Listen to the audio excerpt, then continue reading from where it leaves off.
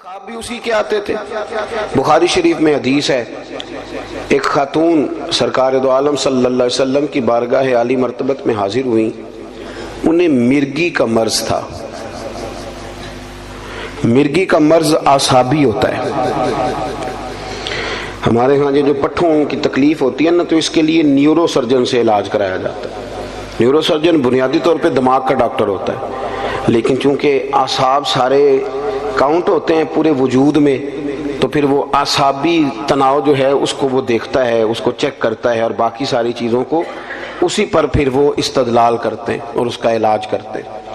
تو اعصابی مرض ہے، جب کسی کو مرگی ہوتی ہے تو وہ بندہ بے ہوش ہو جاتا ہے اور اس کا سارا وجود اس کے کنٹرول میں نہیں رہتا، وہ بیچارہ بے بس ہو جاتا ہے۔ تو کتنی بڑی تکلیف ہوتی ہے، اور انسان بیمار ہو اور پھر مرگی سے بیمار ہو۔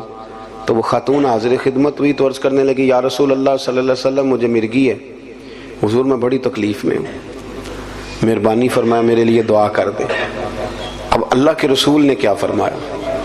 حضور فرمانے لگے، بی بی ہے اور خواتین میں حوصلہ بھی کم ہوتا ہے، اور ویسے بھی جب بندہ بیمار ہو تو اس کا حوصلہ بڑا جوان بھی ہو تو حوصلہ ٹوٹ جاتا ہے۔ تو وہ خاتون تھی، بیمار تھی، یا رسول اللہ صلی اللہ علیہ وسلم بڑی تکلیف میں ہوں، مرگی کا مرض ہے۔ تو نبی کریم صلی اللہ علیہ وسلم نے فرمایا، تو میرے ساتھ ایک سودا نہیں کر لیتی؟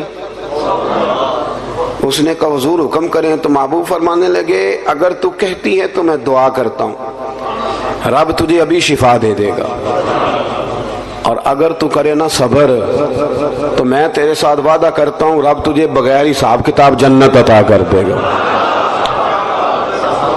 میرے ویسے آپ کے ویسے پیر صاحب کہے نا کہ دسو بھائی شفا لینی جے کہ جنت، اسی کہنے ہیں حضور لاجپال ہو، تسی شفا دیو نا پھر جنت بھی ویکھی جائے گی، آپ دعا کرائیں نا، کوئی گل نہیں، خیر صلی اللہ، ابھی بڑی تکلیف ہے، گوڑے نو بڑی درد ہے، تسی یہ دا کچھ کرو نا بھئی، ہمارا تو فیصلہ یہی ہے کہ ہمیں شفا چاہیے۔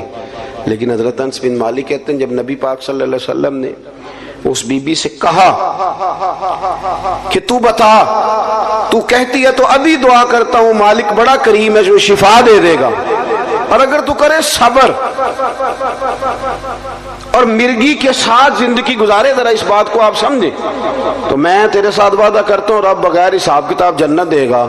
کہتے ہیں بی بی نے سوچنے کے لیے بھی ٹائم نہیں لیا، 1-1.5 منٹ میں بولی، کہنے لگی، یا رسول اللہ صلی اللہ علیہ وسلم تھوڑی سی تو زندگی ہے، میں مرگی کے ساتھ ہی گزارا کر لوں گی، آپ دعا کریں رب مجھے جنت ہی عطا کرے۔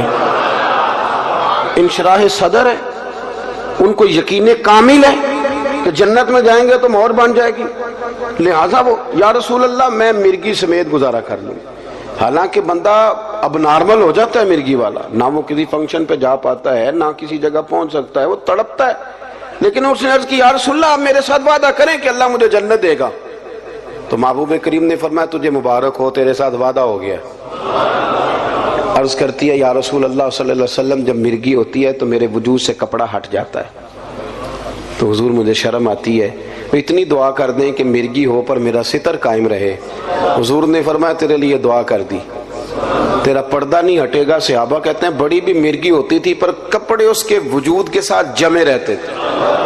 حضرت عثمان غنی کے زمانے تک وہ خاتون حیات رہیں۔ جناب انس بن مالک فرماتے ہیں، جب کوئی نیا شخص مدینے میں آتا اور کہتا کہ مجھے کوئی جنتی دکھاؤ، تو ہم اس بوڑھی کے دروازے پہ دستک دیتے تھے، وہ باہر آتی تھی تو ہم کہتے تھے جنتی دیکھنا ہے تو اسے دیکھ لو، اسے میرے رسول کریم نے دنیا میں جنت کی بشارت عطا فرمائی۔